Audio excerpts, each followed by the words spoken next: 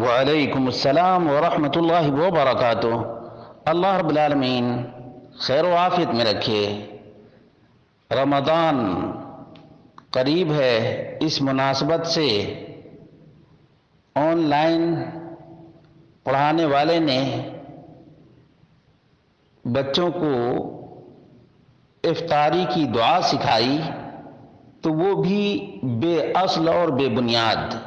افطاری کی صحیح دعا یہ ہے: عن ابن عمر ان رسول اللہ صلی اللہ علیہ وسلم كان اذا افطر قال ذهب الظمأ وابتلت العروق وثبت الاجر ان شاء اللہ۔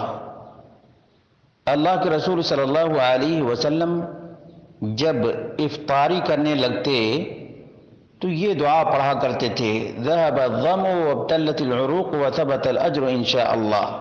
یہ ابو داؤد میں 2357، نسائی کبریٰ میں جلد نمبر 2 صفحہ نمبر 255، عمل الیوم واللیلہ للنسائی 299، ابن السنی عمل الیوم واللیلہ 478، دارقطنی جلد نمبر 2 صفحہ نمبر 185، مستدرک حاکم جلد نمبر 1 صفحہ نمبر 584 ہے۔ یہی دعا نبی اکرم صلی اللہ علیہ وسلم سے ثابت ہے، لیکن جو دعا آن لائن سکھانے والے نے بتائی ہے اس کے بارے میں خود حنفی علماء نے بے اصل اور بے بنیاد قرار دیا ہے۔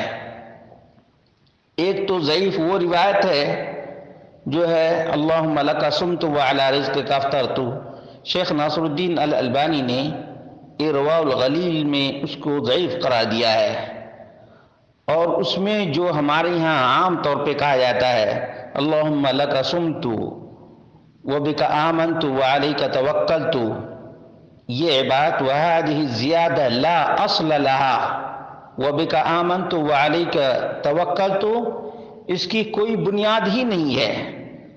قال الملا علی القاری فی مرقات المفاتیح شرح مشکات المصابیح فزیادت وبک آمنت، یہ جو زیادہ کرتے ہیں نا اللہم لک صمت وبک آمنت، اس کی لا اصل لہا، اس کی کوئی اصل نہیں، بے بنیاد بے سروپا ہے۔ وَإِن كَانَ مَعْنَاهَا صَحِيحًا، اگرچہ اس کا معنی صحیح ہے۔ وَكَذَا زِيَادَةُ وَعَلَيْكَ تَوَكَّلْتُ، یہ بھی بے بنیاد اور بے سروپا ہے۔